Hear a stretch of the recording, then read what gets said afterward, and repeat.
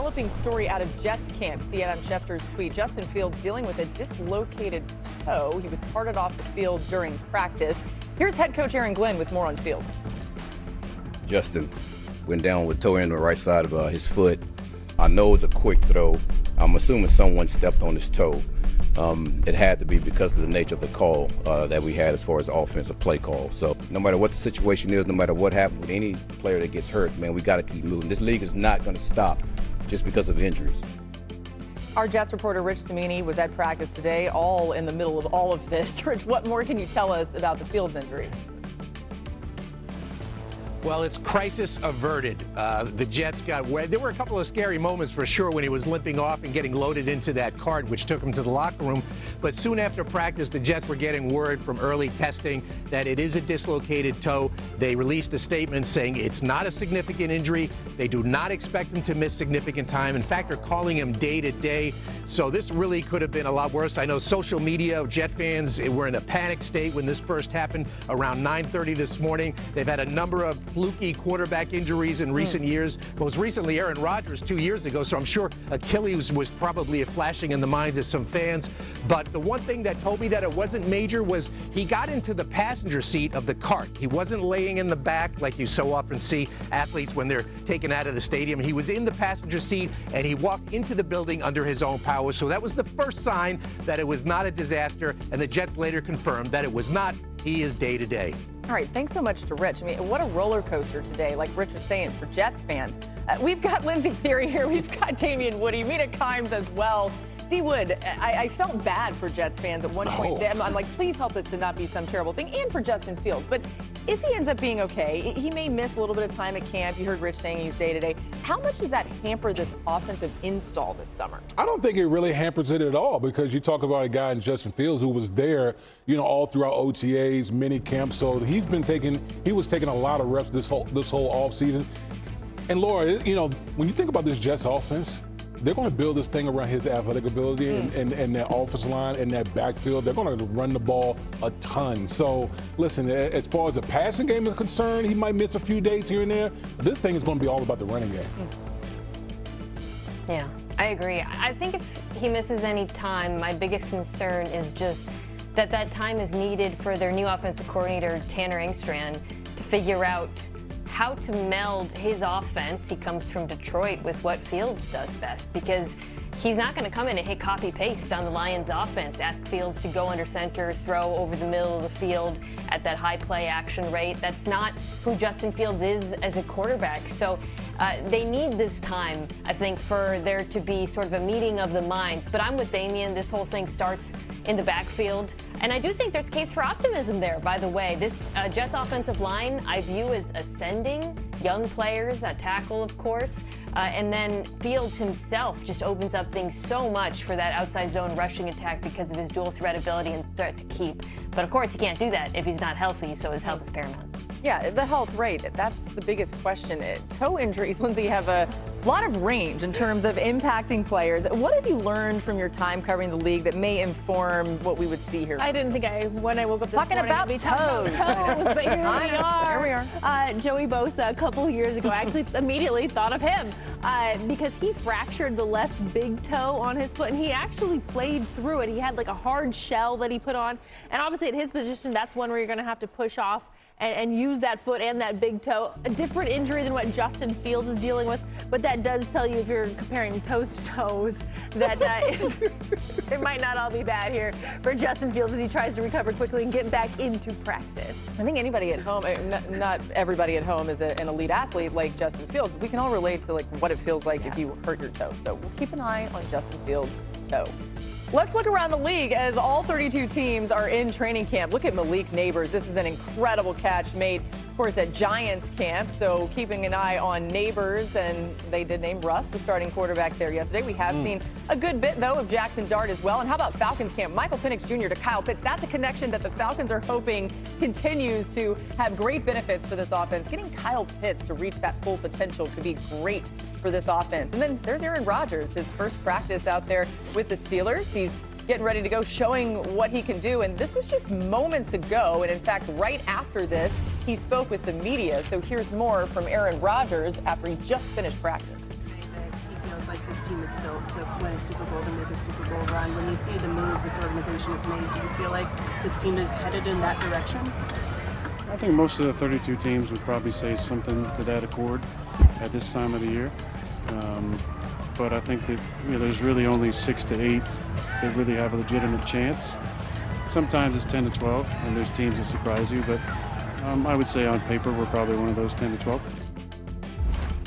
All right, so Lindsay, how much should we expect to see from Rodgers on the field this summer leading up to week 1? Yeah, I'm told that he's expressed a willingness to play in the preseason, but they're really just playing it by ear. It's day 1 of practice.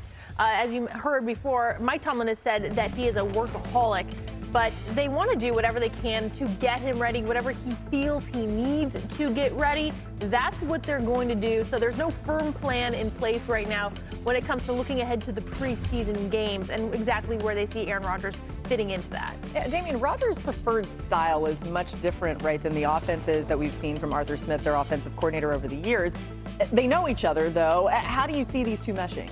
Yeah, I mean, when you talk about the Aaron Rodgers style offense, it's very stoic. There's not a lot of motion. Everything is static and stuff like that. Whereas Arthur Smith, he wants to incorporate motions, different personnel groupings. So I do think there's been a meeting of the minds this offseason to kind of mesh the two systems together to ultimately make Aaron Rodgers feel as comfortable as possible. I think the one thing that you're going to see in this Steelers offense, you're going to see that 2 tight end personnel grouping a lot, because I think Aaron Rodgers throughout his career has had a lot of success with 2 tight ends on the field. Obviously, we saw the Pittsburgh Steelers trade for Jonnu Smith to go with Pat Freiermuth. I think that will be the personnel grouping that'll get cooking a lot in this situation.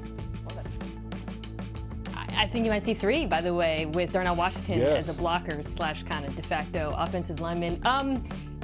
To me, the one thing that Rodgers and Arthur Smith should agree on is the importance of running the football. If this offense has Aaron Rodgers throwing it 30-plus times a game, I can tell you right now it's not going to be successful. They have to be a run-first team, and that's something that they've invested in. Right in the 3rd round of the draft this year, the Steelers took Caleb Johnson, who I think is a really good fit for Arthur Smith's outside zone run scheme. The interior of the offensive line has been excellent. They've drafted really well there. It's those tackles, I think, that could determine whether or not this is successful on the ground. Broderick Jones firmly entrenched on the left side. Troy Fautanu coming back from an injury season.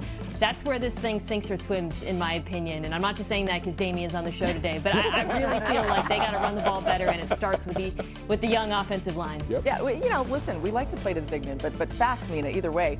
As we all know, Rodgers opens the season versus his former team in the Jets. The scriptwriter, conspiracy theorists are like, what is that?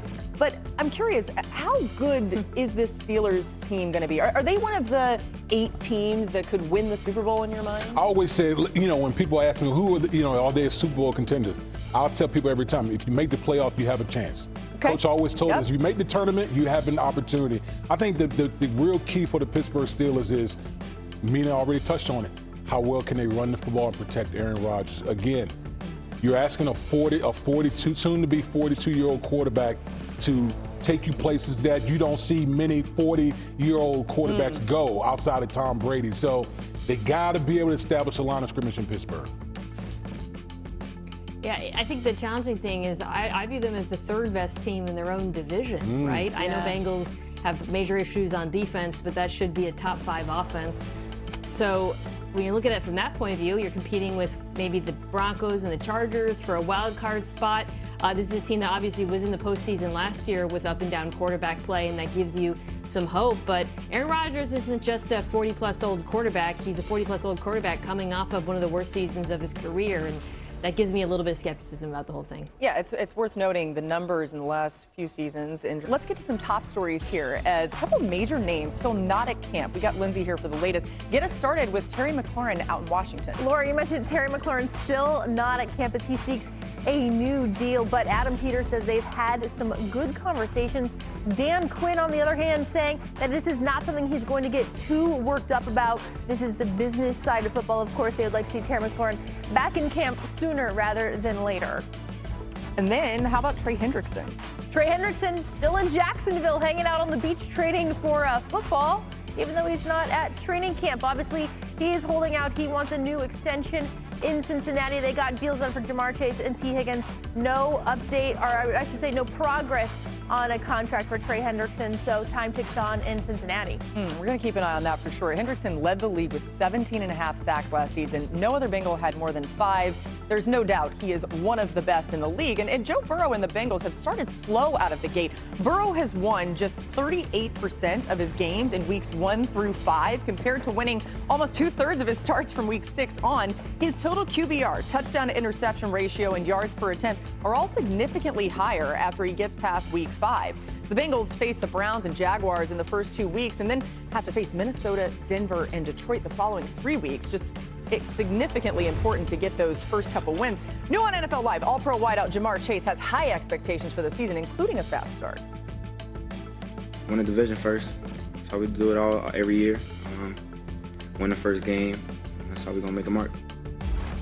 All right, Lindsay, what more can you tell us about Zach Taylor's preseason plan that may help him start a little bit faster? So they want to get going a lot faster, right? So Joe Burrow is actually planning to play more in the preseason than he ever has before. Exactly how much that is, Zach Taylor hasn't said, but it's more than it's been in the past. And this is really interesting, Laura, because there's 2 kind of schools of thought. Now, you either play your starters in the preseason or you don't, right? Do you wrap your quarterback in bubble wrap or keep them out there in the fire? And I know Zach Taylor coming up under Sean McVay, he saw both sides work. In 2017, Sean McVay played all of his starters and that offense was absolutely humming. In 2018, he didn't play his starters and they went to the Super Bowl. So there's no exact science to this, and it seems like Zach Taylor is really trying to figure out what works best to get them going fast.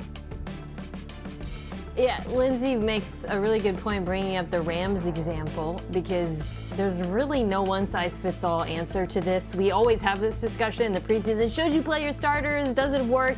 And my answer is always, it depends on the preference of the player. I know when I watch Patrick Mahomes in the preseason, and he does play in the preseason, I'm always like covering half of my face because I can barely stand to see him. It makes me so nervous, but clearly that has worked for him. Tom Brady sometimes played in the preseason. In my opinion, it really comes down to the personal preference of Joe Burrow. If he feels like he needs it to get a faster start, if he wants to build that chemistry early on, I don't know if it's chemistry at this point, they played together a long time, then more power to him. And, obviously that comes with a little bit of risk, but it's football. There's going to be risk, and I feel like ultimately it's up to the player. Whatever they've been doing, it ain't working. so listen, obviously we've talked about, Patrick Mahomes playing in preseason. The other guys have been bubble wrap. And so I think, it seemed like Joe Burrow is kind of taking the bull by the horns here and saying, you know what? I need to change my approach to how I get prepared for the season. Yeah. And if that means playing more in the preseason, so be it. If Joe Burrow's going to want to be out there, guess who else is going to be out there? All the other starters are going to be out there as well. Yeah, let's look back at that schedule, the way they begin the season, because we mentioned the Browns and Jags, but then they see Minnesota. Let me go back to this. Detroit. Oh, there it is. They've got Denver. They're going to be a great team. The Vikings before that, Lions, Packers. I mean, D-Wood, when you see all that, how important is it to get off to a good start? Laura, you better come out the gate 2-0. Yeah. You better come out the gate 2-0, because that right there, I mean, listen, the Cincinnati Bengals